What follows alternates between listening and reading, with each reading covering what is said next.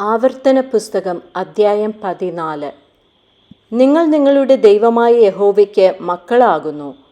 മരിച്ചവന് വേണ്ടി നിങ്ങളെ മുറിവേൽപ്പിക്കുകയോ നിങ്ങൾക്ക് മുൻകഷണ്ടി ഉണ്ടാക്കുകയോ ചെയ്യരുത്.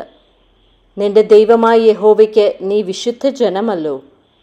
ഭൂതലത്തിലുള്ള സകല ജാതികളിലും വെച്ച് തനിക്ക് സ്വന്തം ജനമായിരിക്കാൻ യഹോവ നിന്നെ തിരഞ്ഞെടുത്തിരിക്കുന്നു. മ്ലേച്ഛമായതൊന്നിനെയും തിന്നരുത്.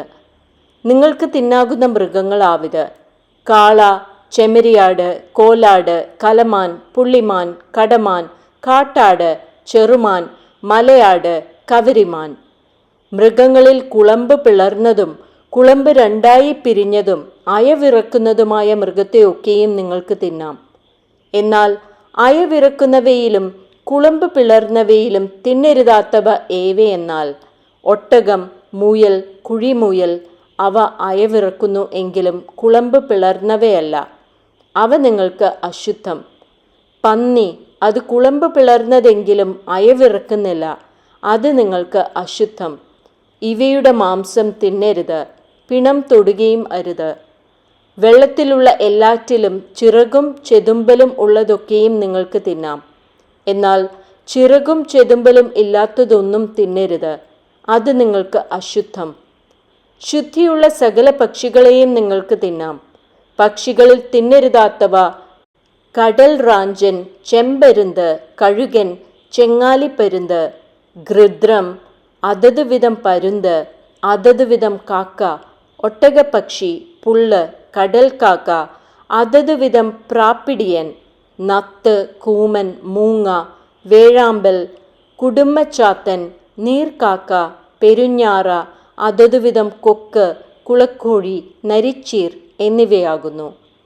ചിറകുള്ള ഇഴജാതിയൊക്കെയും നിങ്ങൾക്ക് അശുദ്ധം, അവയെ തിന്നരുത്.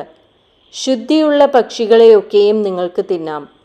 താനേ ചത്ത ഒന്നിനെയും തിന്നരുത്.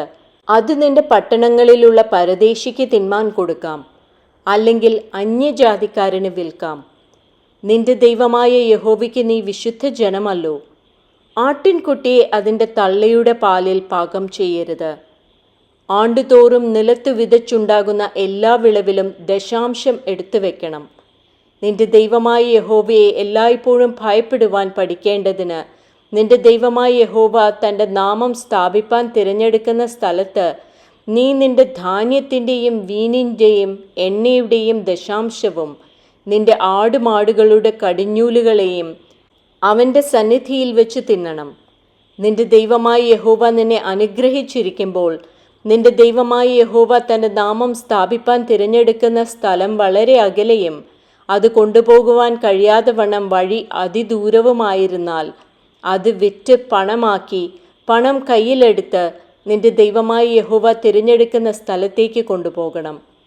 നിന്റെ ഇഷ്ടം പോലെ മാടോ ആടോ വീഞ്ഞോ മദ്യമോ ഇങ്ങനെ നീ ആഗ്രഹിക്കുന്ന ഏതിനെയും ആ പണം കൊടുത്ത് വാങ്ങി നിന്റെ ദൈവമായ യഹോവയുടെ സന്നിധിയിൽ വെച്ച് തിന്ന് നീയും നിന്റെ കുടുംബവും സന്തോഷിക്കണം. നിന്റെ പട്ടണങ്ങളിലുള്ള ലേവ്യനെ മറന്നു കളയരുത്, അവന് നിന്നോടുകൂടെ ഓഹരിയും അവകാശവും ഇല്ലല്ലോ. 3 ആണ്ട് കൂടുമ്പോൾ 3-ാം സംവത്സരത്തിൽ നിനക്കുള്ള വിളവിൻ്റെ ദശാംശമൊക്കെയും വേർതിരിച്ച് നിന്റെ പട്ടണങ്ങളിൽ സംഗ്രഹിക്കണം. നീ ചെയ്യുന്ന സകല പ്രവൃത്തിയിലും നിന്റെ ദൈവമായ യഹോവ നിന്നെ അനുഗ്രഹിക്കേണ്ടതിന് നിന്നോടുകൂടെ ഓഹരിയും അവകാശവും ഇല്ലാത്ത ലേവ്യനും നിന്റെ പട്ടണങ്ങളിലുള്ള പരദേശിയും അനാഥനും വിധവയും വന്ന് തിന്ന് തൃപ്തരാകണം.